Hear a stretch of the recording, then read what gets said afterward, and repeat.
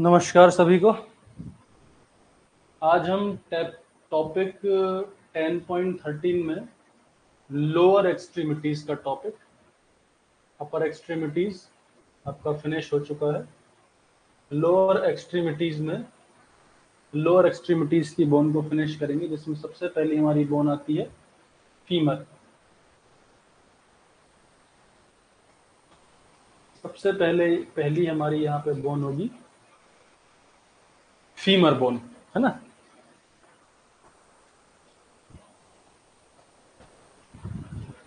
Femur is the only bone in the thigh and the longest bone in the body. सबसे important point. पहली बात तो जो upper limb है, कुछ वैसा ही उसको ही कुछ कुछ रिप्रेजेंट करता है लोअर लिम्ब। अपर लिम्ब में भी अपर आर्म में जो है सिंगल बोन थी और फोर आर्म में डबल बोन स्ट्रक्चर था। ऐसे ही लोअर आर्म में भी जो है ऊपर वाला जो अपर लिम्ब होता है, सॉरी लोअर लिम्ब में भी जो हाफ पार्ट में थाई रीजन में जो है सिंगल बोन होती है, और नीचे जब हम जाते हैं लेग पार्ट में तब हमें वहां डबल बोन देखने को मिलती है, फाइबुला एंड टिबिया। तो थाई रीजन में जैसे यहाँ अपर आर्म में सिंगल बोन ह्यूमरस थी, वैसे ही थाई रीजन में ये सिंगल बोन होती है। ओरिजिनल फीमर बोन है ये, जिसको हम फीमर बोलते हैं। ये बॉडी की लॉन्गेस्ट बोन है, देखने से ही समझ में आ रहा है, देखिए कितनी बड़ी है। ये किसी मेल की थाई की फीमर बोन है और देखने में ही समझ में आ रहा है ये कितनी लंबी है, कितनी बड़ी है। तो ये क्या longest bone in the human body है ये, ठीक है। It acts as the site of origin and attachment of many muscles and ligaments and can be divided into three parts. वैसे ही proximal, shaft and distal। कोई भी long, ये भी long bone है। तो लॉन्ग बोन जो भी है हमारे पास, उनको हम तीन पार्ट्स में वैसे ही डिवाइड कर रहे थे शुरू में, proximal, shaft and distal,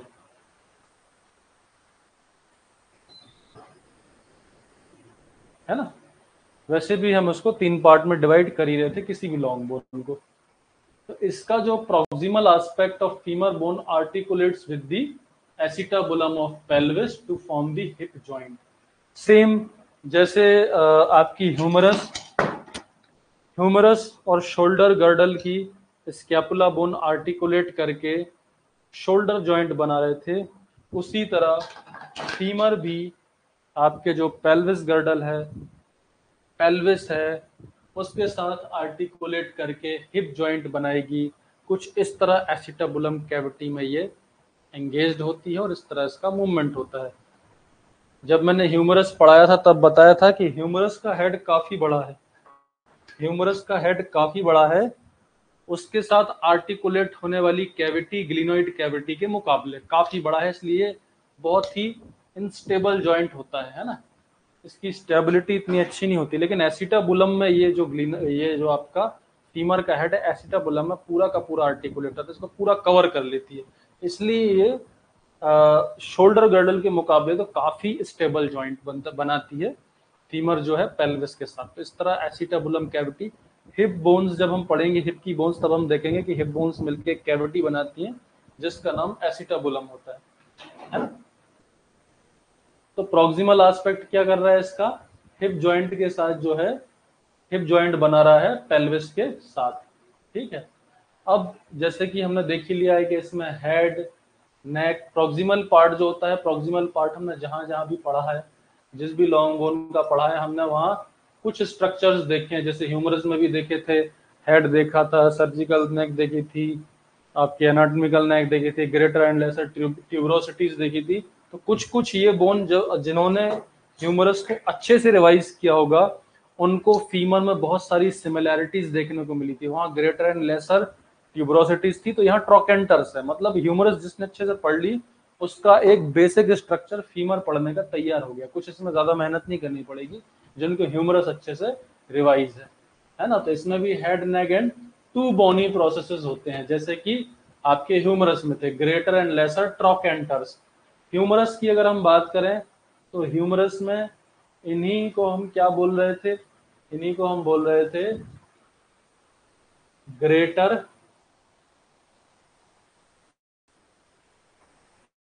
tuberosity और लेसर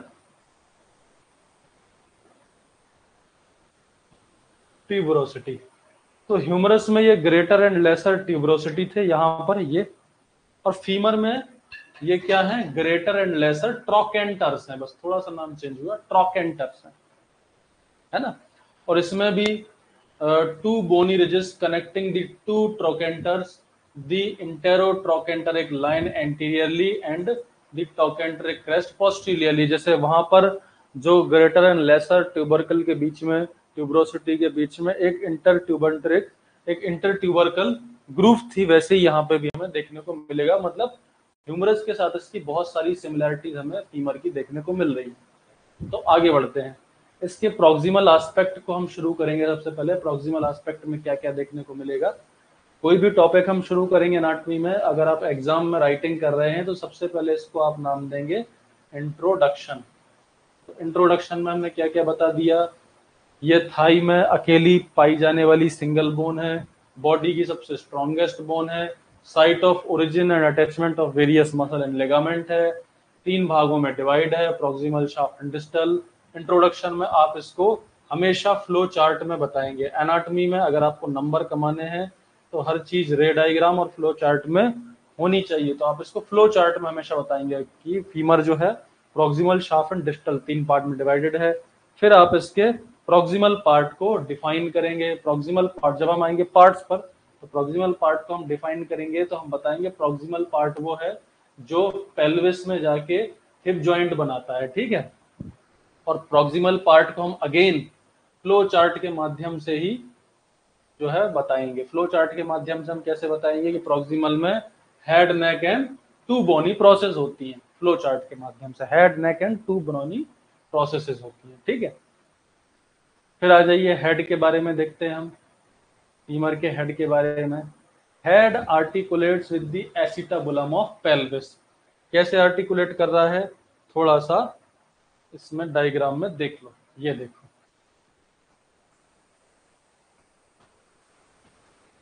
ये है फीमर, फीमर बोन है, ये पूरी की पूरी फीमर बोन है। और ये फीमर का हेड हम देख रहे हैं यहाँ पर, ये फीमर का हेड किसके साथ आर्टिकुलेट कर रहा है, ये hip bone, ilium, ischium and pubis. Ilium, ischium and pubis आगे कवर करेंगे क्योंकि ये हमारे टॉपिक 10.13 का टॉपिक नहीं है, नेक्स्ट टॉपिक है, तो उसमें कवर करेंगे। तो ये आपकी जो हिप बोन है, इलियम, इशियम एंड प्यूबिस जिसको बोलते हैं हिप बोन, ये देखिए पूरा, ये मिलके एक क्या बना रही है, एक कैविटी बना रही है जिसका नाम क्या होता है, एसिटाबुलम। ये देखिए एसिटाबुलम, एसिटाबुलम एक बहुत ही गहरी कैविटी बना रही है। तो उस कैविटी में क्या है, हमारी फीमर जो है, इसके साथ फीमर का हेड इस एसिटाबुलम कैविटी में, ये पूरा हिप जॉइंट है। इस हिप जॉइंट में देखिए हमारा फीमर का जो हैंड है वो क्या हो जाएगा, एम्बेडेड हो जाएगा, ठीक है।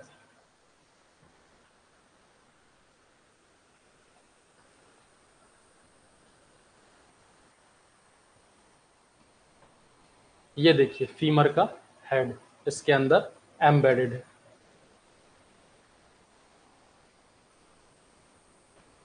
ये ठीक है। विजुअल रिप्रेजेंटेशन हो गया। अब आगे बढ़ते हैं। Head articulates with the acetabulum of pelvis to form hip joint. It has smooth surface covered with articular cartilage except for a small depression called fovea. Most important चीज, fovea where ligamentum teres is attached। देखो बहुत important बात यहां पर बोल दी गई है, head जो होता है स्मूथ होता है। लास्ट क्लास में बताया था कि जहां भी जॉइंट बनेगा तो वहां की कैविटी और वो पर्टिकुलर बोन स्मूथ ही होगी, तभी तो आर्टिकुलेट करेगी। और वहां पर अगर किसी भी प्रकार की रफनिंग आपको देखने को मिल रही है, दैट मीन्स, रफनिंग होने का सीधा सीधा मतलब ये कि वहां पर किसी ना किसी चीज का तो अटैचमेंट है, वहां मसल, बोन, लिगामेंट, या हो सकता है वहां की आर्टरी, वेन वहां से पास हो रही हो, तभी वहां पर रफनिंग है। तो अगर आप फीमर बोन को देख पा रहे हो तो ये फीमर का जो हेड है, ये हेड देखिए, फीमर के हेड में आपको बीचों बीच एक डिप्रेशन देखने को मिल रहा है जिसको बोलते हैं फोवे। इस डिप्रेशन को फोवे बोलते हैं। इसमें विजुअल रिप्रेजेंटेशन में देख लेते हैं, इसमें और अच्छे से दिख जाएगा।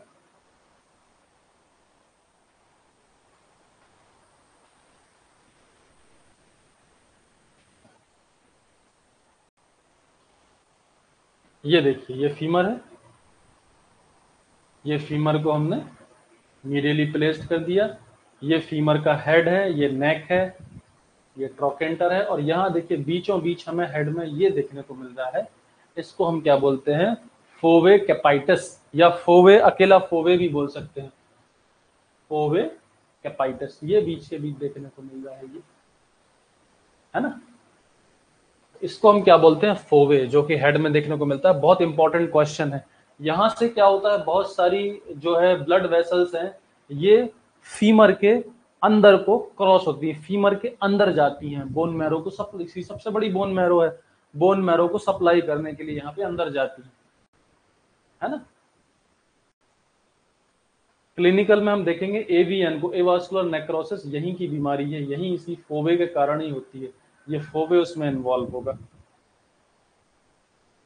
ठीक है, तो यहाँ पर एक स्मॉल डिप्रेशन है जिसका नाम है फोवे, जहां पर लिगामेंटम टेरेस नाम का जो है लिगामेंट यहाँ पर अटैच है। तो इस बात को ध्यान रखना है, लिगामेंटम टेरेस फीमर में कहाँ अटैच होता है, उसके हेड पर एक डिप्रेशन मिलता है, फोवे वहां अटैच होता है।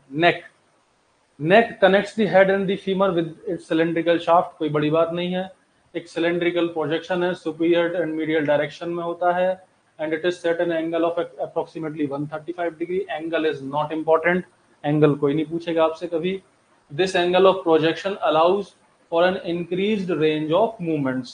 प्रकृति ने भी, कुदरत ने भी क्या खूब बनाया है इसको, चाहते तो इसको 90 डिग्री पर जो है 90 डिग्री पर 90 डिग्री पर भी दे देते तो क्या दिक्कत थी, 90 डिग्री पर भी अगर आपकी फीमर को के जो एनाटॉमिकल नेक है उसको प्लेस कर देते तो क्या दिक्कत थी, लेकिन जानबूझकर यहाँ पर 135 डिग्री का एंगल नेचर ने बनाया। क्यों?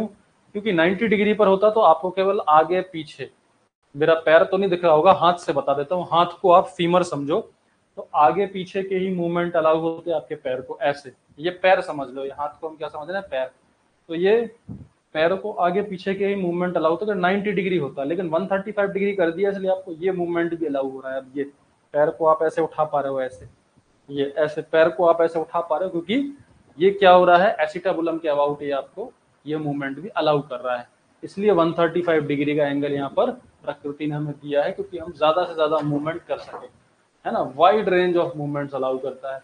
तो नेक उतना इंपॉर्टेंट नहीं है, नेक में तो क्या, देखो ह्यूमरस की नेक, ह्यूमरस की एनाटॉमिकल नेक उतनी ज्यादा दिख नहीं रही थी, बस एक लाइन थी, तो लाइन को हमने बोल दिया था एनाटॉमिकल नेक, लेकिन फीमर में क्लियर विजिबल है, फीवर में आप देखो बिल्कुल क्लियर नेक दिख रही है, इतनी बड़ी, है ना। अब इसके बाद आते हैं ग्रेटर ट्रोकेंटर पर, द मोस्ट लेटरल पाल्पेबल। अच्छा एक चीज और, इसकी पोजीशन बताना भूल गया मैं, पोजीशन ये बता रहे हैं सुपीरियर एंड मीडियल। अब ये तो बिल्कुल बच्चों वाली बात है, ये हमें पता ही है क्या पोजीशन है, जिसकी नेक है ऊपर को है और मीडियल साइड को है, ऐसे चिपकेगा ना इस जॉइंट में, तो मीडियल साइड को है ना, superior and medial. Greater trochanter, the most lateral palpable projection of the bone that originates from the anterior aspect just lateral to the neck. Greater trochanter, यहां इसमें नहीं, इसमें दिखाते हैं, इसमें ज्यादा अच्छे से दिखेगा, यहां देखते हैं, ये सुपीरियर और मीडियल में आपकी एनाटॉमिकल नेक है, ये आपको बहुत सारे इसमें फीमर बोन में छेद दिख रहे होंगे, ओरिजिनल बोन में भी ये छेद होल्स हैं, ये वास्कुलर सप्लाई है बोन की, उसके ये होल रह गए हैं। अब इसको हम साइड में घुमाते हैं, ये आपकी नेक हो गई, ये आपका हेड हो गया, ये आपकी इंटरट्रोकेंटर लाइन हो गई, और इसको जब हम लेटरल साइड को घुमाएंगे, ये लेटरल प्रोजेक्शन मैंने इसका कर दिया, लेटरल साइड को जब हम इसको घुमाएंगे तो हमें जो देखने को मिलेगा वो क्या है, ये देखिए, ये हो गया ग्रेटर ट्रोकेंटर। और फिर हम इसको और थोड़ा घुमाएंगे, और थोड़ा घुमाएंगे, तो और थोड़ा घुमाएंगे, बहुत बड़ा ट्रोकेंटर यहां देखने को मिलेगा, inter trochanter crest, gluteal tuberosity और लेसर ट्रोकेंटर। पीछे को मिलेगा लेसर ट्रोकेंटर। कहने का मतलब ये है, पहले ग्रेटर ट्रोकेंटर को देखते हैं। जब भी आप अपने यहाँ नीचे फीमर बोन को यहाँ हाथ लगाएंगे, आप इसको पाल्पेट, ये पाल्पेबल है, आप ऊपर से इसको पाल्पेट कर सकते हैं। जब आप ऊपर से यहाँ पर हाथ लगाएंगे, इसको पाल्पेट करेंगे आपके हिप जॉइंट को, तो यहाँ पर जो एक अलग ही आप यहाँ पे आपको फील होगा, पाल्पेट करने पे अलग ही उभार मिलेगा नीचे। जहां से आपका हिप जॉइंट शुरू है वहां आप जब टच करेंगे, मैं इसको यहाँ से टच कर रहा हूँ, ये तो एक अलग ही बहुत बड़ा उभार देखने को मिल रहा है।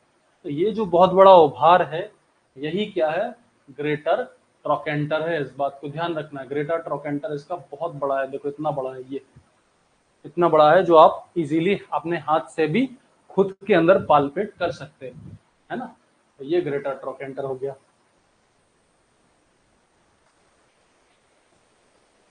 The most lateral palpable projection, lateral and palpable projection of the bone, जो कि that originates from the anterior aspect just lateral to the neck। ये एंटेरियर एस्पेक्ट से शुरू होता है और लेटरल तक पूरा कवर करता है, नेक के लेटरल तक होता है। इट इज दी, ये अटैचमेंट है मैनी मसल्स हैं, बहुत सारे मसल अटैच होंगे ग्लूटियल रीजन के, जो हम मायोलॉजी में देखेंगे। यहाँ तो सारी खिचड़ी पक जाएगी अगर यहाँ बहुत सारे मसल्स को स्टडी करेंगे। कुछ छोटे छोटे नाम देख लेते हैं, जैसे कि gluteus medius, gluteus minimus, piriformis, है ना। कुछ मसल्स वास्टस लेटरालिस यहाँ से ओरिजिनेट होते हैं, मायोलॉजी में देखेंगे, है ना। अब अगर मान लीजिए मसल बहुत ज्यादा फोर्सफुल कॉन्ट्रैक्शन होता है, तो यहाँ पर ग्रेटर ट्रोकेंटर का फ्रैक्चर हो सकता है। ये हम क्लिनिकल में कवर करेंगे। अच्छा पॉइंट लगा था इसलिए यहाँ ऊपर ही डाल दिया, ये क्लिनिकल का पॉइंट है। ग्रेटर ट्रोकेंटर में जो है muscle gluteus medius muscle attach होता है, और ग्लूटियस मीडियस मसल को ज्यादा ही स्ट्रेच कर दिया है, ग्लूटियस मीडियस मसल की इंजरी हो गई, तो यहाँ पर एक ग्रेटर ट्रोकेंटर में फ्रैक्चर भी देखने को मिल सकता है। इतना ज्यादा यहाँ पे इसका अटैचमेंट है मसल से। तो अभी इतना इंपॉर्टेंट नहीं, क्लिनिकल में देखेंगे। Lesser trochanter, smaller than greater trochanter, it projects from the posteromedial side of the femur just inferior to the neck shaft junction. अब बहुत इंपॉर्टेंट चीज हम यहाँ ह्यूमरस से कंपेयर करने जा रहे हैं, थोड़ा देखें इसको, समझे। ह्यूमरस जब पढ़ाई जा रही थी तब ह्यूमरस में बताया जा रहा था कि जो ह्यूमरस बोन है उसमें lesser tuberosity and greater tuberosity, इसको ट्यूबरकल बोले थे। लेसर ट्यूबरकल, ग्रेटर ट्यूबरकल, दो ट्यूबरकल थे। लेसर ट्यूबरकल एंटीरियर था और ग्रेटर ट्यूबरकल लेटरल से पोस्टीरियर तक जा रहा था फीमर में, है ना, एंटीरियर एंड पोस्टीरियर। लेकिन फीमर में जस्ट अपोजिट हो गया। फीमर में क्या अपोजिट हो गया, जैसे ह्यूमरस में लेसर ट्यूबरकल एंटीरियर था, तो फीमर में लेसर ट्रोकेंटर पोस्टीरियर है। इतना मतलब जस्ट अपोजिट हो गया। जैसे ह्यूमरस में ग्रेटर ट्यूबरकल पीछे और लेटरल साइड में था, वैसे ही फीमर में greater trochanter anterior and lateral हो गया। बस इतना सा डिफरेंस है दोनों में, लेकिन एकदम अपोजिट हो गया, जस्ट अपोजिट हो गया फीमर और ह्यूमरस में। ह्यूमरस में तो आपको ग्रेटर ट्यूबरकल कहाँ देखने को मिल रहा था, पीछे, और लेसर ट्यूबरकल आगे। लेकिन फीमर में ग्रेटर ट्रोकेंटर देखो यहाँ से शुरू हो रहा है। जब हम यहाँ फिनिश करेंगे तो ये जो नेक है, ये नेक है, इसकी नेक यहाँ पर फिनिश हो रही है, और जहां पर नेक फिनिश हो रही है उसको हम क्या बोल रहे हैं, इंटर ट्रोकेंटरिक लाइन। नेक फिनिश होती है और यहाँ से ट्रोकेंटर शुरू हो जाता है, इंटर ट्रोकेंटरिक लाइन, है ना। तो इसके बाद पूरा ये शुरू हो गया ग्रेटर ट्रोकेंटर। ये पूरा ग्रेटर ट्रोकेंटर चलते ही जा रहा है अभी तक। ग्रेटर ट्रोकेंटर इतना बड़ा है, ये इस पर बहुत सारे मसल अटैच होंगे। ग्रेटर ट्रोकेंटर अभी चलते ही जा रहा है। फिर ये पीछे भी हम आए तो अभी भी इंटर ट्रोकेंटरिक क्रेस्ट, इंटर ट्रोकेंटरिक लाइन अब क्रेस्ट में बदल गई है। इंटर ट्रोकेंटरिक लाइन पोस्टीरियर साइड में क्या बन गई है, क्रेस्ट। और जब हम उसके नीचे आए तो हमें मिला लेसर ट्रोकेंटर। मतलब लेसर ट्रोकेंटर भी कहाँ है, नेक के पास ही है, लेकिन जस्ट पीछे है। ओरिजिनल फीमर बोन में अगर हम देखें तो ये आपका यहाँ से जो है हेड है, ये आपकी नेक है। नेक से जो ये शुरुआत हो रही है, यहाँ पर ये ब्लैक मार्किंग मैंने कर रखी है, ये क्या है, ट्रोकेंटरिक लाइन। और यहाँ से आपका ग्रेटर ट्रोकेंटर शुरू हो गया, पूरा ये ग्रेटर ट्रोकेंटर। फिर पीछे आए पोस्टीरियर साइड में तो ये लेसर ट्रोकेंटर, ठीक है। ये हमें समझना, ये है लेसर ट्रोकेंटर, ठीक है। और ये इंटरट्रोकेंट्रिक लाइन और ये इंटरट्रोकेंट्रिक, यहाँ पे क्रस्ट जैसा है, तो लाइन जैसा नहीं है, थोड़ा धसा हुआ, इसलिए इसको हमने बोल दिया इंटरट्रोकेंट्रिक क्रस्ट, ठीक है। तो ये इंपॉर्टेंट बात है।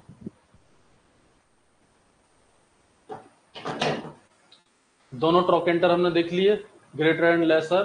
ह्यूमरस में लेसर आगे था, फीमर में लेसर पीछे है, बस इतना ही डिफरेंस है, बाकी कोई डिफरेंस नहीं, बाकी सब सेम है, ठीक है। तो लेसर ट्रोकेंटर पे भी क्या होगा, मसल अटैचमेंट्स होंगे, जो भी होंगे वो मायोलॉजी में देखेंगे। It is the site of attachment of iliopsoas, forceful contraction of psoas can evaluate fracture, मतलब वही बात है, अगर इलियोसाउस मसल यहाँ पे अटैच होता है, ये पी यहाँ पर जो है साइलेंट है, तो इलियोसाउस मसल यहाँ पर अटैच होता है, और इसके भी ज्यादा स्ट्रेच होने से फ्रैक्चर हो सकता है, मायोलॉजी में देखेंगे।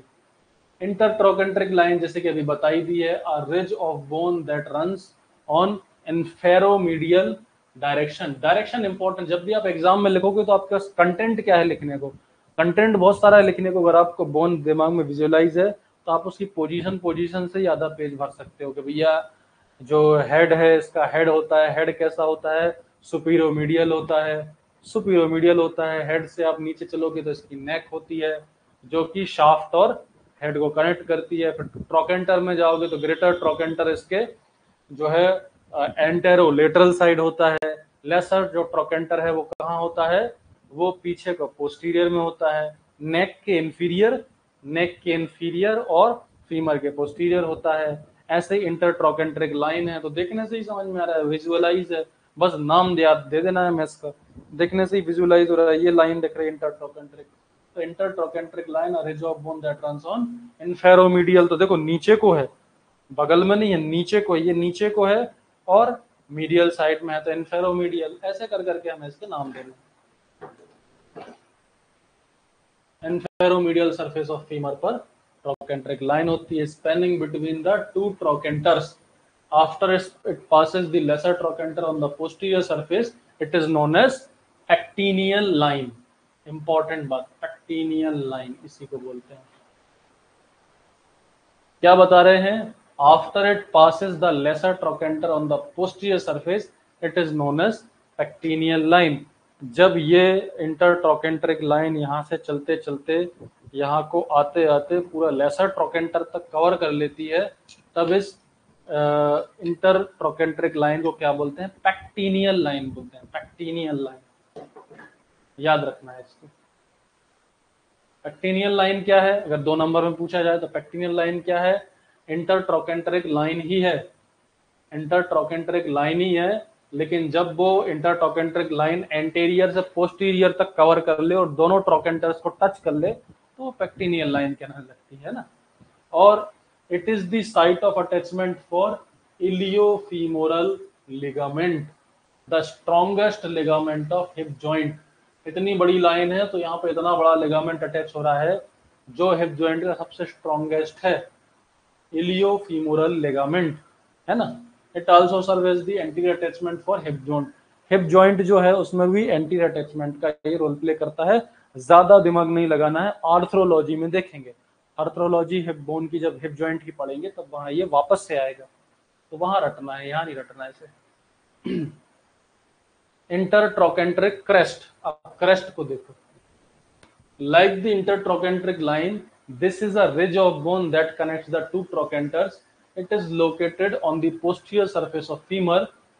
There is a rounded tubercle on its superior half called the quadrate tubercle where quadratus femoral muscle attached।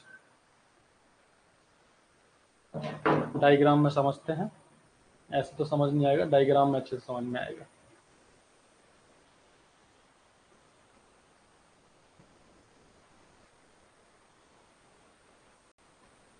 Head हो गया, नेक हो गया, ग्रेटर ट्रोकेंटर हो गया, इंटरट्रोकेंट्रिक लाइन हो गई, है ना।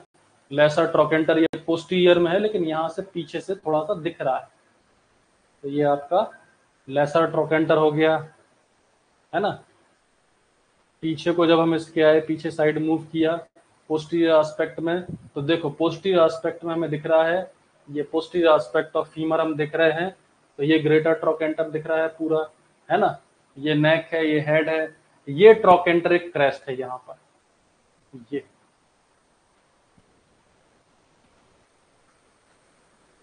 एक क्रेस्ट लाइए, थोड़ा धसाव सा मिल रहा है, क्रेस्ट मिल रहा है हल्का सा, तो ये ट्रोकेंटरिक क्रेस्ट है ना।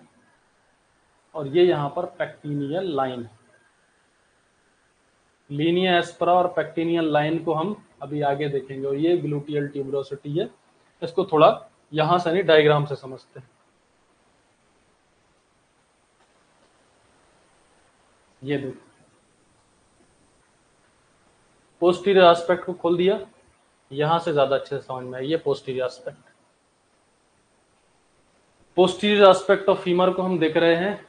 ये ऊपर क्या है, ट्रोकेंटर फोसा, ये क्या है आपकी, वही इंटरट्रोकेंट्रिक क्रेस्ट, जिसको उन्होंने ग्रीक भाषा में क्रिस्टा बोला है।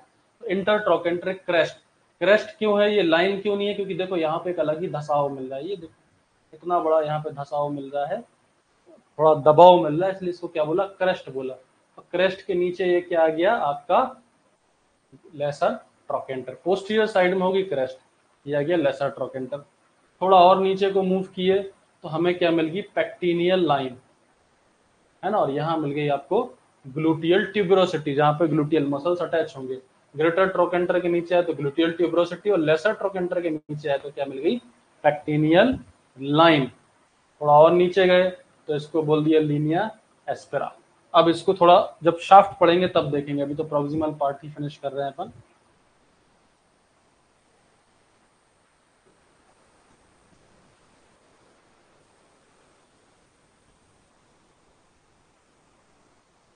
तो इंटरट्रोकेंट्रिक क्रेस्ट क्या है, इंटरट्रोकेंट्रिक लाइन जैसा ही है, लेकिन ये एक रिज ऑफ बोन है, मतलब यहाँ पे एक घसाव है थोड़ा सा। और ये कहाँ पर मिलेगी, दो ट्रोकेंटर को कनेक्ट तो कर रही है, ये भी दोनों ट्रोकेंटर्स को कनेक्ट कर रही है। देखो ये ग्रेटर ट्रोकेंटर और ये लेसर ट्रोकेंटर, दोनों को ये कनेक्ट कर रही है, लेकिन ये कोई लाइन नहीं है, ये क्या है, क्रेस्ट है, इसलिए इसको क्या बोल दिया, इंटरट्रोकेंट्रिक क्रेस्ट। ठीक है, located on the posterior surface, पीछे को है। There is a rounded tubercle on its superior half called the quadrate tubercle where quadratus femoris muscle attach. अब इसके जो है,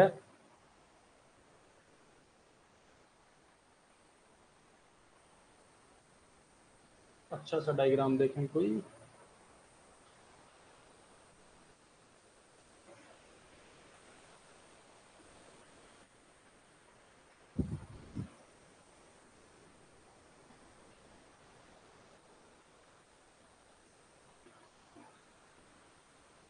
इसमें देखते हैं। ये है आपकी फीमर बोन,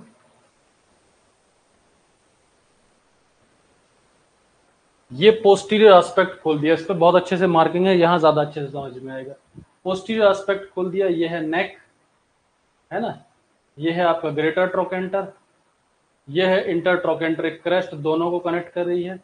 ये है आपका लेसर ट्रोकेंटर, लेसर ट्रोकेंटर के नीचे हमें क्या मिल रही है, पेक्टिनियल लाइन, और इसके बगल में हमें क्या मिल रहा है, ग्लूटियल ट्यूबरोसिटी, है ना।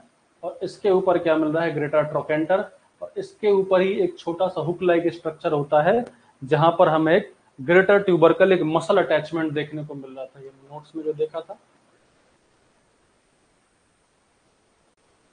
इंटरट्रोकेंट्रिक क्रेस्ट के ऊपर एक राउंडेड ट्यूबरकल होता है, जहां पर क्वाड्रेट ट्यूबरकल जिसको बोलते हैं, जहां पर क्वाड्रेटस फीमोरस मसल अटैच होती है ना।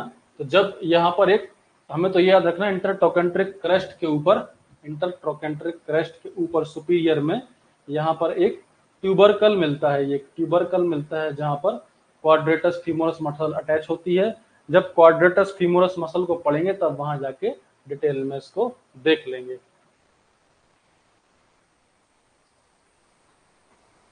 अब आ जाते हैं शाफ्ट पर। Shaft of femur descend in a straight medial direction, this brings the knees closer to the body. अब देखो बहुत इंपॉर्टेंट बात है, ये फीमर आपकी बॉडी में ऐसे प्लेस नहीं है, ऐसे नहीं रखी है, ऐसे है, थोड़ी तिरछी। जब आप खड़े होते हो तो हिप यहाँ पर है और नीज पास में होते हैं, नीज एक दूसरे के बिल्कुल पास आ जाते हैं। क्यों आ जाते हैं, क्योंकि ये फीमर ऐसे नहीं है, फीमर थोड़ी सी तिरछी प्लेस्ड है। और ये फीमर बोन आपको आइडेंटिफाई करने को बोल दिया एग्जामिनर ने कि बताओ इसके साइड क्या है, क्या है इसका पोस्टीरियर, मतलब क्या ऊपर है, क्या नीचे है, क्या दाएं है, क्या बाएं हैं। तो आप उठा के सबसे पहले देखोगे तो आपको पता है हेड तो ऊपर ही होगा, सुपीरियर ऐसे रखोगे, कॉन्डाइल्स नीचे होंगे, तो हेड तो सुपीरियर है। फिर आप इसको घुमाओगे तो आप देखोगे कि जो है इसका, अब ये तो आपको जो है बोन दे दी, हेड बता दिया सुपीरियर है, किस साइड की है, इस साइड की है कि इस साइड की है, किस साइड की बोन है। यहाँ भी लगा सकते हैं इसको, तो हम यहाँ भी लगा सकते हैं। तो किस साइड की बोन है कैसे आइडेंटिफाई करोगे, इसका एंटीरियर एस्पेक्ट क्या है, पोस्टीरियर क्या है, तो हम लेसर ट्रोकेंटर को ढूंढेंगे। लेसर ट्रोकेंटर अलग ही इतना बड़ा उभार है, लेसर ट्रोकेंटर हमेशा पोस्टीरियर में रहेगा। लेसर ट्रोकेंटर पोस्टीरियर में है, इसका मतलब ये लेफ्ट लेग की तो बोन है नहीं, ये किसकी है, राइट लेग की बोन है। क्योंकि राइट लेग पे जब हमने इसको लगाया तब इसका लेसर ट्रोकेंटर पीछे चला गया और ग्रेटर ट्रोकेंटर आगे एंटीरियर में आ गया। ऐसे हम इसको आइडेंटिफाई करेंगे, इसका एंटीरियर पोस्टीरियर एस्पेक्ट, है ना।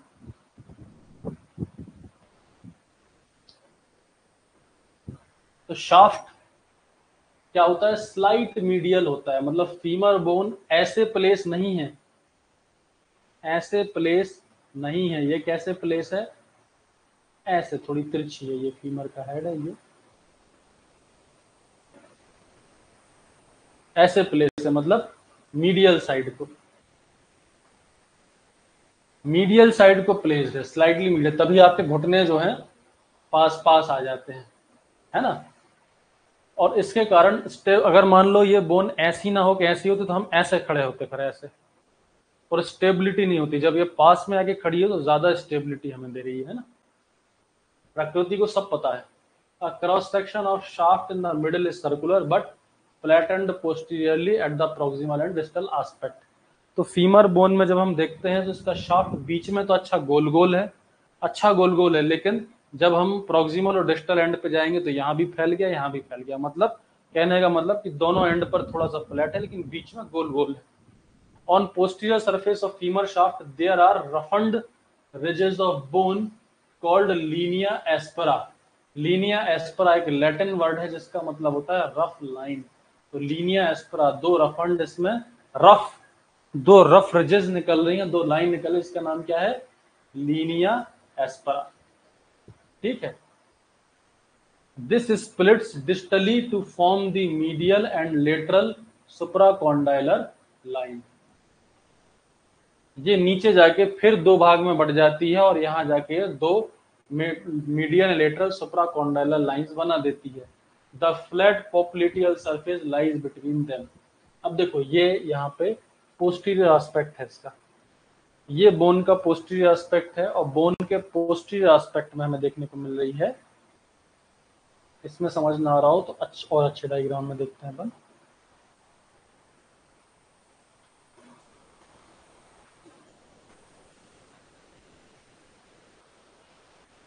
ये आ गए हम शाफ्ट पर, ये है इसका शाफ्ट। शाफ्ट में लेसर ट्यूबरकल के नीचे तो हमें क्या देखने को मिल रहा है, पेक्टेनियल लाइन, है ना।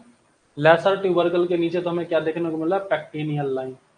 ये बगल में पेक्टेनियल लाइन के ग्लूटियल ट्यूबरोसिटी देखने को मिल रही है।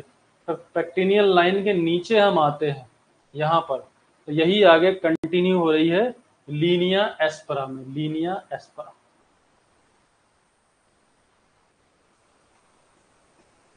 लीनिया एस्परा, अब यही लीनिया एस्परा देखो नीचे तक रन कर रही है, देखो कितनी शार्प है।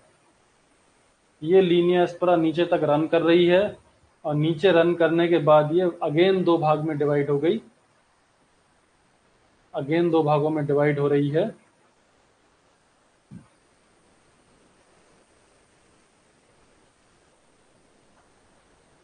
Lateral and medial, medial supracondylar line and lateral supracondylar. अब इतना ज्यादा जो है देखने में लग रहा होगा इतना ज्यादा है, याद नहीं होगा। अरे जब वो रेडियस बोन पढ़ाई थी तब उसमें कॉन्डाइल ऑलरेडी बताए गए थे। रेडियस में नीचे जाके ये दो जो नीचे जो उभार होता है बोन, नीचे जाके जब फैल जाती है तो लेटरल साइड में लेटरल सुप्राकॉन्डाइल और मीडियल साइड में मीडियल सुप्राकॉन्डाइल, और नीचे जाओगे बिल्कुल यहाँ एंड पे आ जाओगे तो लेटरल एपिकॉन्डाइल और मीडियल एपिकॉन्डाइल। हर बोन में वही चीज फॉलो हो रही है, फीमर में कुछ अलग थोड़ी है। फीमर में भी हम उसको मीडियल सुप्राकॉन्डाइल और लेटरल सुप्राकॉन्डाइल बोल रहे हैं, और वहां पे जो लाइन है उसको लेटरल सुप्राकॉन्डाइल लाइन, और जो मीडियल में उसको मीडियल सुप्राकॉन्डाइल लाइन बोल रहे हैं, है ना। तो लीनिया एस्पेरा बहुत इंपॉर्टेंट है, पूछा जाता है एग्जाम में।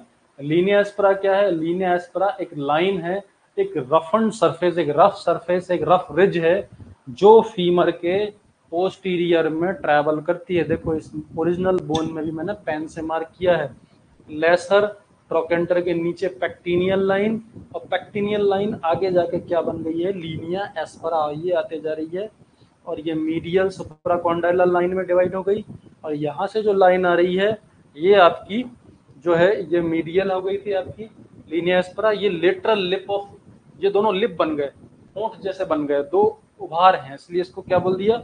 Medial lip of Linnaea aspera. Lateral में है तो lateral lip of Linnaea aspera, ये दोनों नीचे आके कंबाइन हो गए, साथ में रन करते गए, और फिर यहाँ पर मीडियल एंड लेटरल में अगेन डिवाइड हो गया, और यहाँ इनका नाम बदल के क्या हो गया? मीडियल सुप्राकॉन्डाइलर और लेटरल सुप्राकॉन्डाइलर लाइन।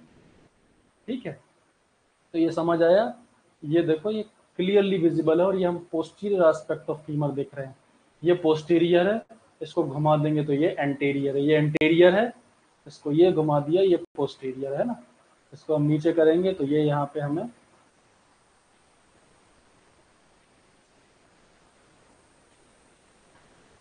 इसको ये घुमा दिया हमने, तो ये हमें नीचे इसका जॉइंट देखने को मिला, नी जॉइंट जो बनाएगा ये फीमर, जो मोस्ट इंपॉर्टेंट जॉइंट बनाएगा, नी जॉइंट ये देखने को मिल रहा है, ये है ना।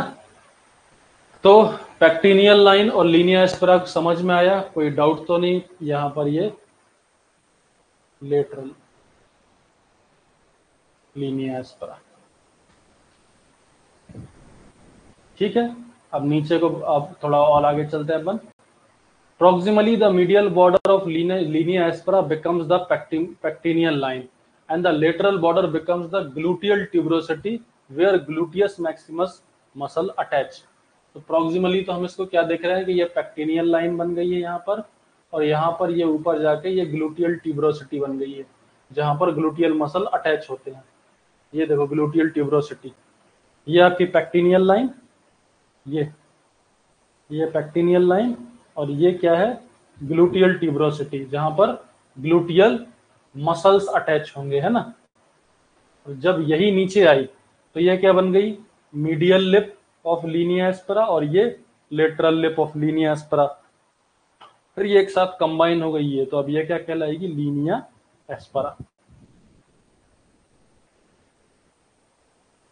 लीनिया एस्पेरा, ठीक है। ग्लूटियल ट्यूबरोसिटी बन जाती है पेक्टिनियल लाइन के सामने। Distally, the linea aspera widens to form floor of the popliteal fossa and lateral border and medial supracondyle line. जब ये नीचे जाएगी तो ये देखो ये जाके ऐसी नीचे फैल गई, और इसने पूरा जो है पॉपुलिटियल फोसा के लिए स्पेस बना दिया। मतलब ये नीचे जाके पॉपुलिटियल फोसा, पॉपुलिटियल हम पढ़ेंगे जब फोसाज हमने देखे थे तब देखा था, ये एल्बो में ये जो ऊपर जो फोसा बन रहा है इसको बोलते हैं क्यूबोइटल फोसा, और नीचे घुटने में आप पीछे को देखेंगे, पीछे को जो फोसा बनता है उसको क्या बोलते हैं? पॉपुलिटियल फोसा। तो नीचे जाके ये क्या हो रही है? पॉपुलिटियल फोसा में जाके मर्ज हो रही है ना। और ये हमने देख लिया सुप्राकॉन्डाइलर लाइन था ना। अब डिस्टल पार्ट देखते हैं फीमर का। मसल अटैचमेंट मायोलॉजी में देखेंगे। Distal end of the femur is characterized by the presence of medial and lateral condyles which articulates with tibia and fibula। इसमें कुछ नहीं है भाई, डिस्टल एंड में कुछ नहीं, बहुत ही क्लियर विजिबल है। डिस्टल एंड में देखो इतने प्यारे दिख रहे हैं, इतने विजिबल हैं, क्लियर विजिबल हैं। ये लेटरल एपिकॉन्डाइल और ये मीडियल एपिकॉन्डाइल जो क्या करेंगे? नी जॉइंट में आर्टिकुलेट करेंगे। सिंपल सी बात, मीडियल एंड लेटरल कॉन्डाइल्स हैं जो टिबिया एंड फाइबुला के साथ आर्टिकुलेट करेंगे रेस्पेक्टिवली। अब मीडियल एंड लेटरल कॉन्डाइल्स में देखो rounded areas at the end of the femur, the posterior and inferior surfaces articulates with the tibia and menisci of knee. तो ये बहुत इंपॉर्टेंट चीज है, इसको देख लेते हैं, डायग्राम में समझ लेते हैं।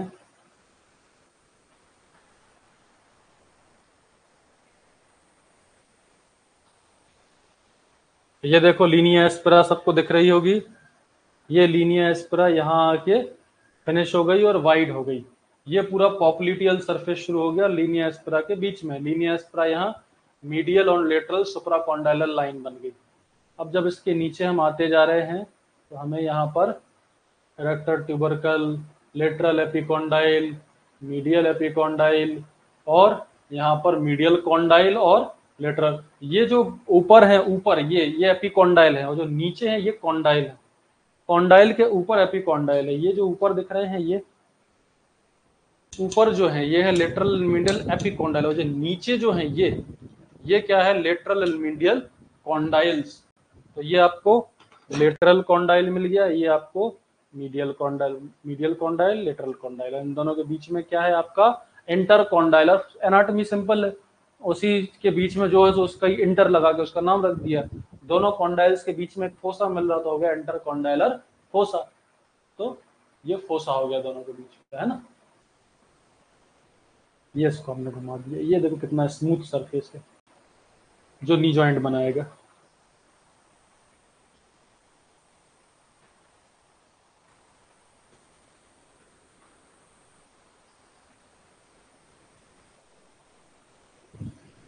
ठीक है, क्या बता रहे हैं यहां पर, the posterior and inferior surface articulate with the tibia and menisci of knee, while the anterior surface articulates with patella. The more prominent lateral condyle helps prevent the natural lateral movement of patella, and a flatter condyle is more likely result in patellar dislocation.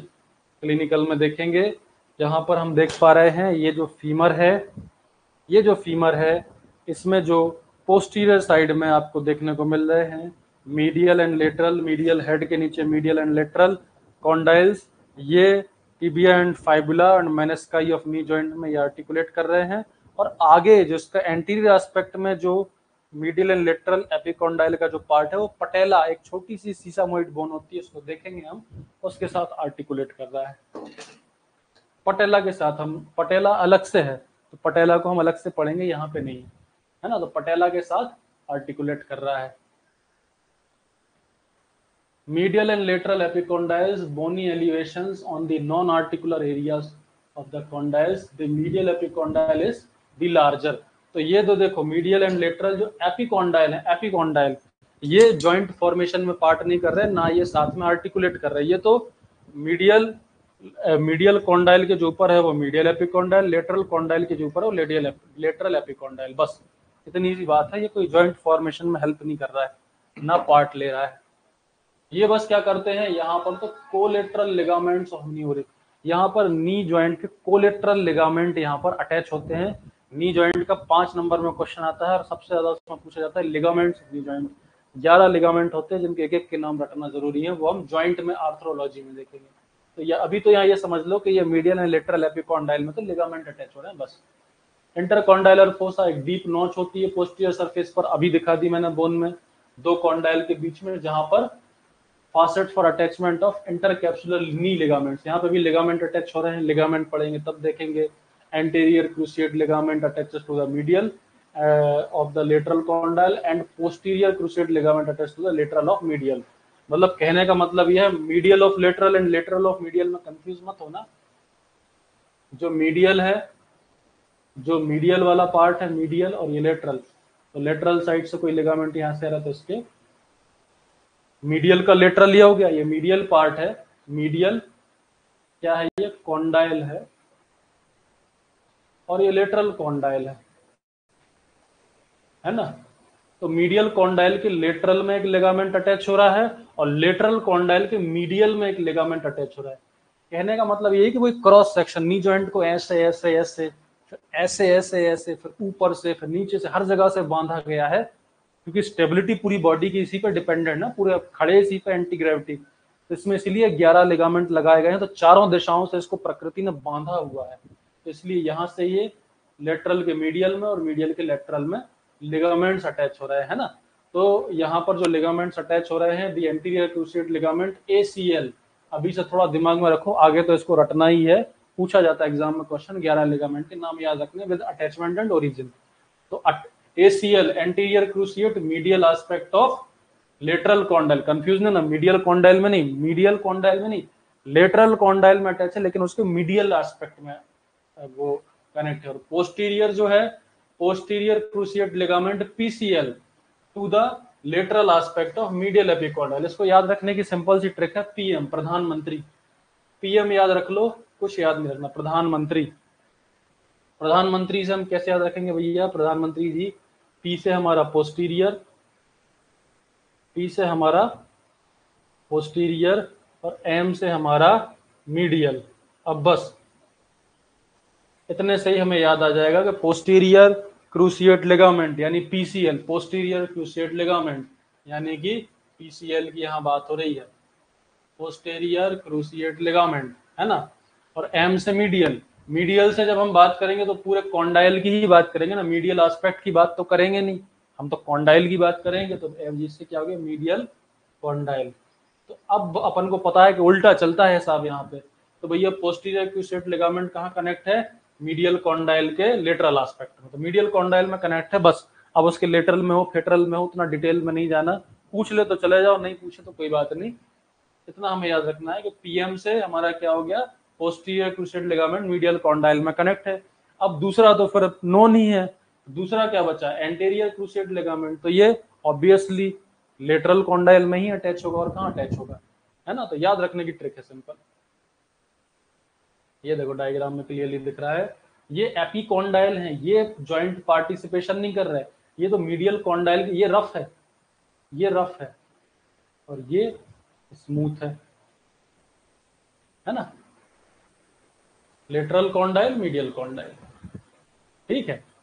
कोई ligament कहीं से आ रहा है तो वो posterior cruciate ligament ऐसा कहीं से आता हुआ, ऐसा अलग पेन ले लेते हैं, ऐसा कहीं से आता हुआ इसके मीडियल में, मीडियल के लेटरल में, ये कहीं से आता हुआ लेटरल के मीडियल में कनेक्ट हो रहा है, इसलिए उसको हमने क्या, हटा देते हैं, मीडियल के लेटरल में कनेक्ट हो रहा है, लेटरल के मीडियल में कनेक्ट हो रहा है, सिंपल, ज्यादा चक्कर में नहीं पड़ना है।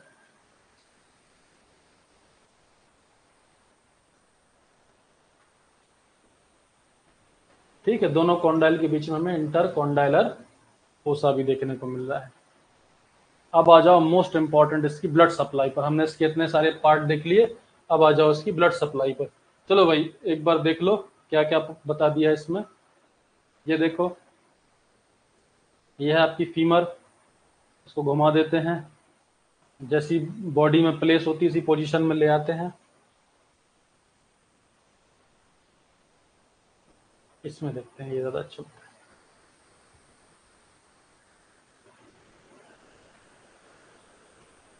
ये है फीमर, फीमर ये ऐसे प्लेस होती है, ये पूरा जॉइंट देख लो, ये पूरा टिबिया फाइबुला के साथ आर्टिकुलेट कर रही है, ये आर्टिकुलेट कर रही है फीमर बोन, है ना। और ये ऐसे प्लेस होती है बॉडी में, ऐसे ऐसे हल्की तिरछी प्लेस होती है ना। इसका हेड कैसा होता है, सुपेरोमीडियल होता है, सुपेरोमीडियल, सुपेरोमीडियल इसका हेड होता है। यहाँ पर हिप जॉइंट के साथ हमने इसमें क्या क्या देखा, हमने इसमें देखा, हमने इसमें क्या क्या देखा, हमने इसमें इसका हेड देखा,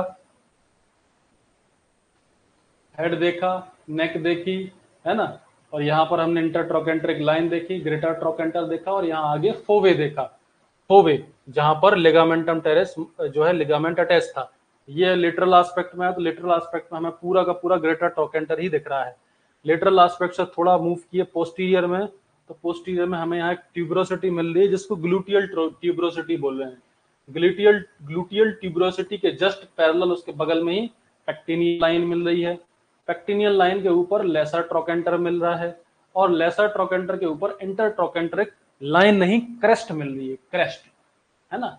इसके अंदर हम जा रहे हैं तो ट्रोकेंटर फोसा मिल, जहां भी छेद है तो उसका नाम फोसा रख दिया, ट्रोकेंटर फोसा।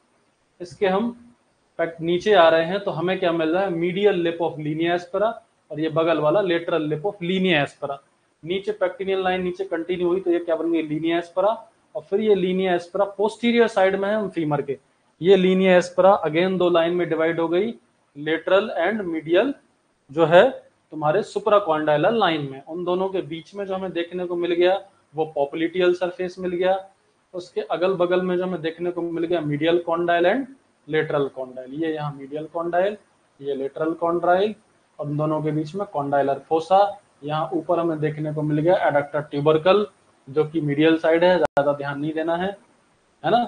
फिर आपका जो है इसके बाद हमें क्या देखने को मिल गया, दोनों के बीच में कॉन्डाइलर फोसा। अब इसको हम थोड़ा सा आगे को घुमाते हैं, आगे को घुमा रहे हैं तो ये आपको बोन दिख रही है। देखो ये आप बोला था मैंने कि इसका जो पोस्टीरियर एस्पेक्ट है, inferior and posterior aspect of femur, जो इनके कॉन्डाइल हैं मीडियल एंड लेटरल कॉन्डाइल, ये तो आर्टिकुलेट कर रहे हैं नीचे फाइबुला के साथ, लेकिन इसका एंटेरियर एस्पेक्ट है, ये एक छोटी सी सीसामॉइड बोन होती पटेला, उसके साथ जो है आर्टिकुलेट कर रहा है। तो ये हमें दिख रही है पटेला, अलग से यहाँ पे शो रही है पटेला, ये दिख रही है पटेला, ये है पटेला।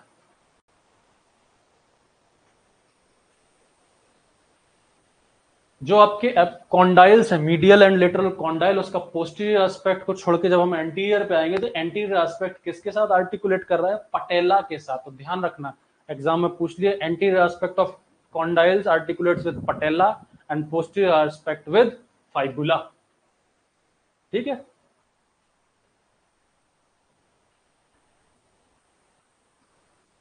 चलिए अब हम इसका देखते हैं ब्लड सप्लाई। ये देखिए कितनी प्यारी ब्लड सप्लाई यहाँ देखने को मिल रही है, कितनी बड़ी बड़ी नसें यहाँ पे आ रही हैं, कितनी मोटी मोटी। फीमोरल आर्टरी बहुत इंपॉर्टेंट, देखो एब्डोमिनल एओर्टा से डायरेक्ट आ रही, इतनी मोटी है यहाँ से। Common iliac artery abdominal aorta की डायरेक्ट जहाँ पे आके इतनी मोटी आर्टरी है। ये आर्टरी अगर कट गई तो खेल खत्म हो जाएगा, है ना। इसकी फर्दर ब्रांचेस भी आगे जाके डिवाइड हो रही है। डीप आर्टरी ऑफ थाई, क्योंकि जांग में जा रही है तो थाई नाम रख दिया उसका, है ना। ये यहाँ पर जो है इसकी ब्लड सप्लाई देखने को मिल रही है। यहाँ देखते हैं ब्लड सप्लाई में आर्टेरियल, जैसे नोट्स में हम पूरा टॉपिक जब लिखेंगे एग्जाम में क्वेश्चन तो ऐसा डालेंगे, blood supply arterial drainage, the main artery of the lower limb is the femoral artery. देखिए अभी कितनी बड़ी थी, it is the continuation of external iliac artery, terminal branch of abdominal aorta. Abdomen में जो एओर्टा सबसे बड़ी ब्रांच आती है उसमें से जो एक्सटर्नल इलियक आर्टरी है उसकी ही कंटिन्यूएशन है फीमोरल आर्टरी।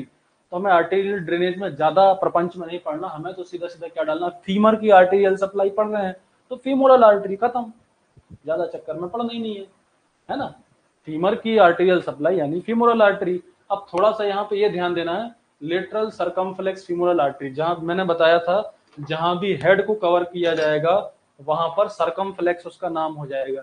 तो जैसे ह्यूमरस के हेड को जब वहां पे ह्यूमरस के हेड को सप्लाई हो रही थी तो वहां पे भी एक सरकमफ्लेक्स आर्टरी थी, वैसे यहाँ पे फीमर में भी जब इसके हेड को सप्लाई हो रही है फीमर के हेड को, तो यहाँ भी इसका नाम क्या है, लेटरल या medial circumflex artery and lateral circumflex artery. Circumflex मतलब उसके पूरे हेड को कवर कर रही है वो फीमोरल आर्टरी की ही ब्रांच, तो ज्यादा टेंशन नहीं लेनी। देखो फीमोरल आर्टरी, इसकी फर्दर दो ब्रांचेस हो गई, कौन कौन सी, femoral artery, lateral femoral circumflex artery and medial femoral MFC, medial femoral circumflex artery.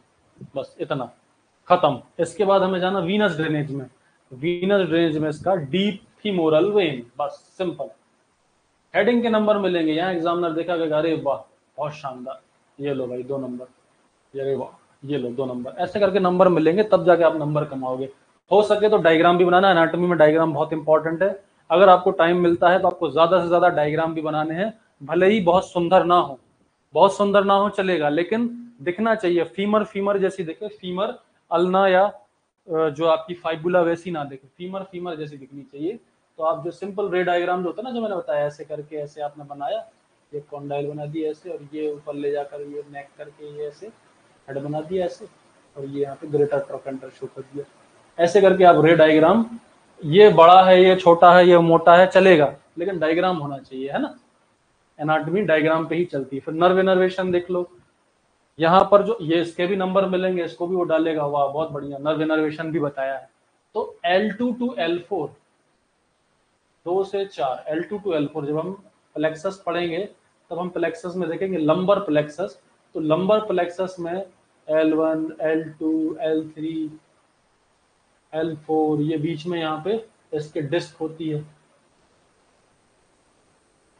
ना। और यहाँ से क्या निकलती हैं, यहाँ से एंटी एंड पोस्टीरियर रेमा, यहाँ से नसें निकलती हैं, यहाँ से नर्व निकलती है, नर्व आगे जाके ऐसे कंबाइन होके ऐसे पूरा एक मोटा तार बना लेती है शाटिक नर्व का। हालांकि शाटिक नर्व बहुत बड़ी होती है, इतनी सी नहीं होती, उसके और भी फाइबर्स पढ़ेंगे आगे, लेकिन यहाँ बस बताया जा रहा है कि ये फाइबर्स निकल रहे हैं, ये फाइबर जाके एक नर्व बना लेते हैं।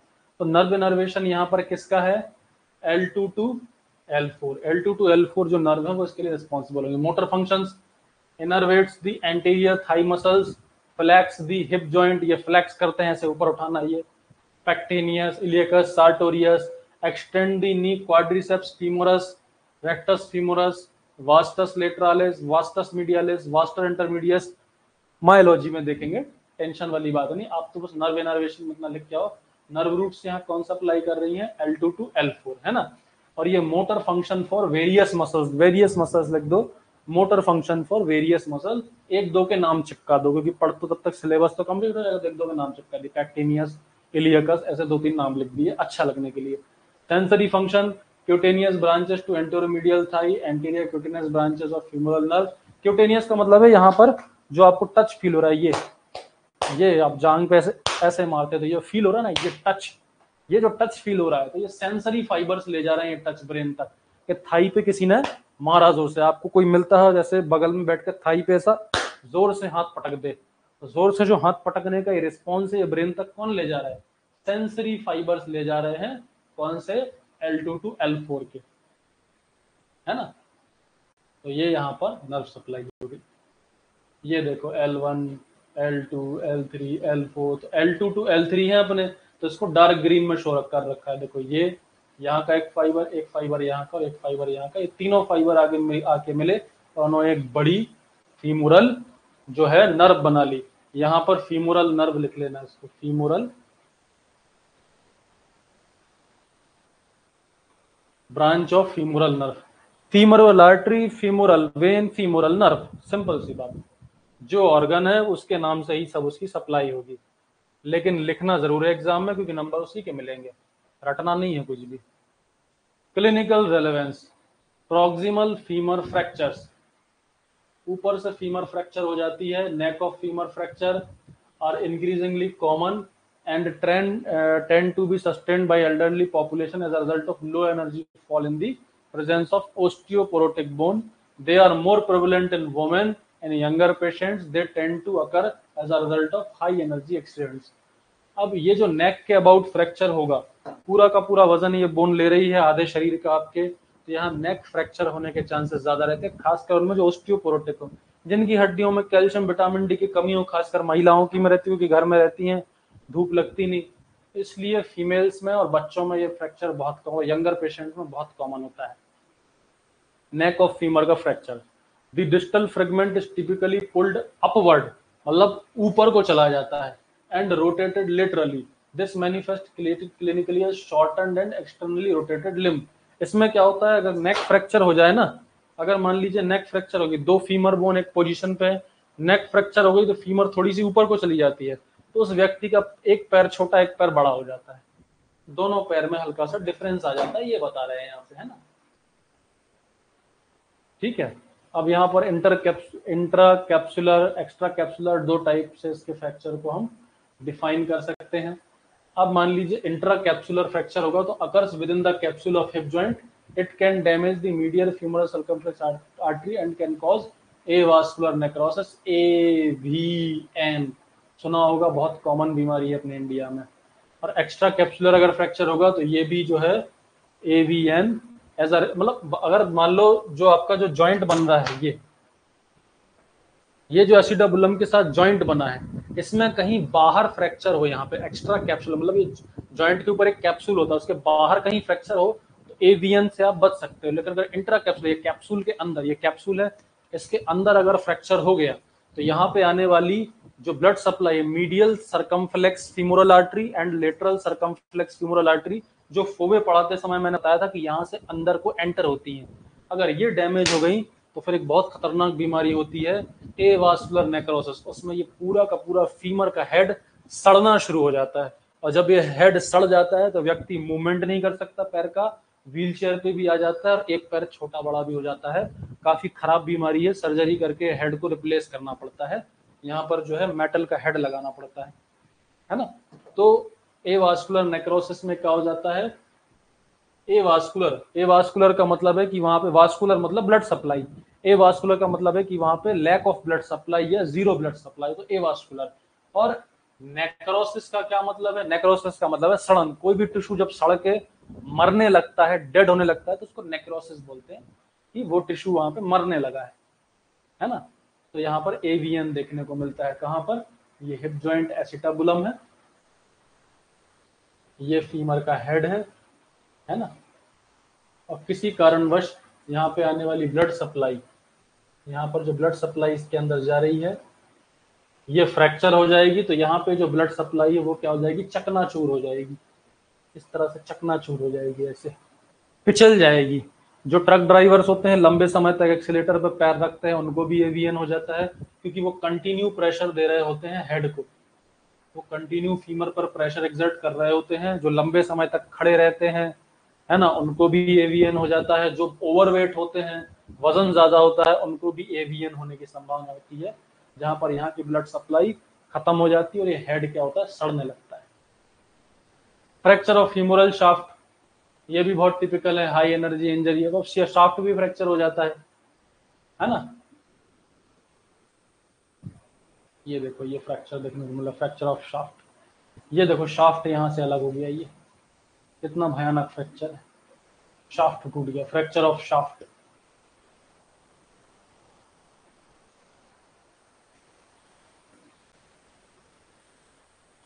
ये यहाँ की मसल की डाइसेक्टेड इमेज है, जब मसल पढ़ेंगे तब देखेंगे, इलियकस मसल, टेंसर, रेक्टस फ्यूमरस, वास्टस का डाइसेक्टेड इमेज देखेंगे।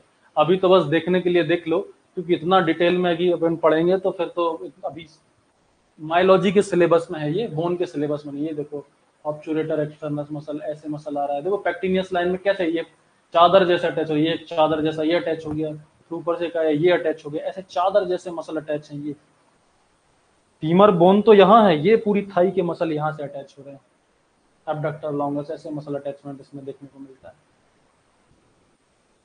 ये देखो कितना बढ़िया शेप यहाँ पे देखने को मिल रहा है, ठीक है। तो अब इसके बाद हम नेक्स्ट टॉपिक टिबिया शुरू करेंगे।